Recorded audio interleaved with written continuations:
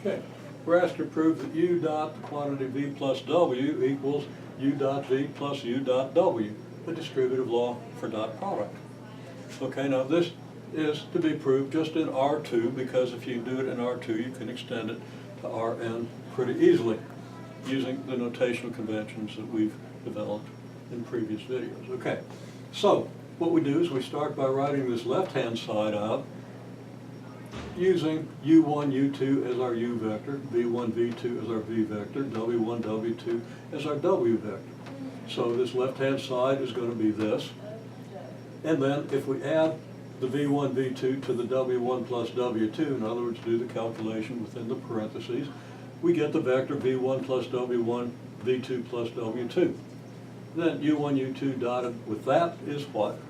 Well, it's write the U1, U2 vector as a row, the V1 plus W1, V2 plus W2 vector as a column, and multiply the row by the column, and it's clear that you get what I have here.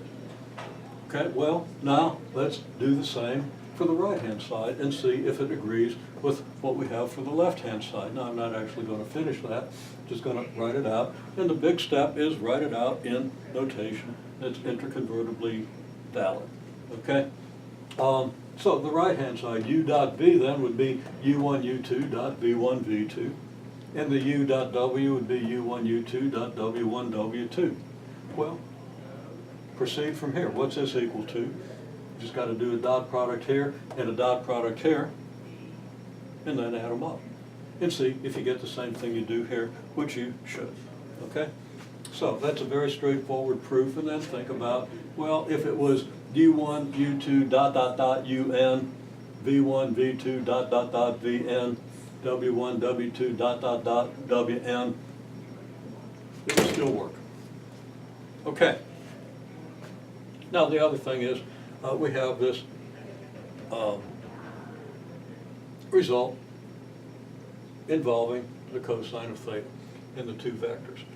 Theta is the angle between the two vectors. If this vector is U and this vector is W, then it's easy to prove. I say easy to prove.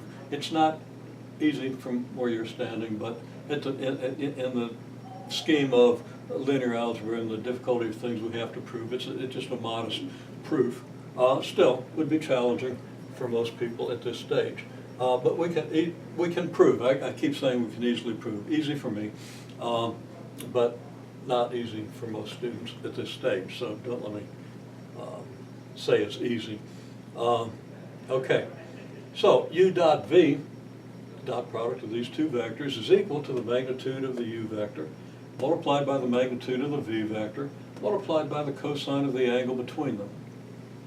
Now, there is a result that needs to be proven. It isn't difficult to prove, where we prove that U dot V is always less, magnitude of U dot V is always less than the magnitude of U times the magnitude of V. There's a geometric interpretation of that in R2 or in a plane.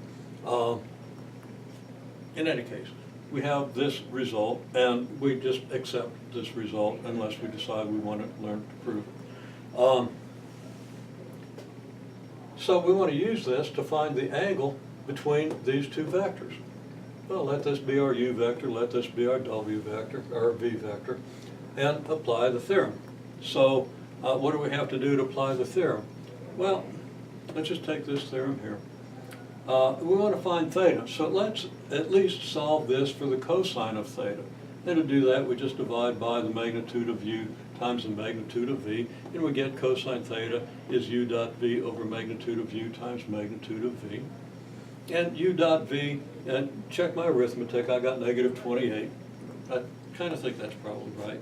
And my magnitude of U, I got square root of 74, and magnitude of the V vector, I got square root of 38.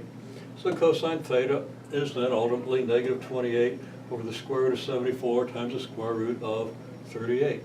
Now, square root of 38 is more than 6, square root of 74 is more than 8, 6 times 8 is 48. So the magnitude of the denominator is clearly less than the magnitude of the numerator.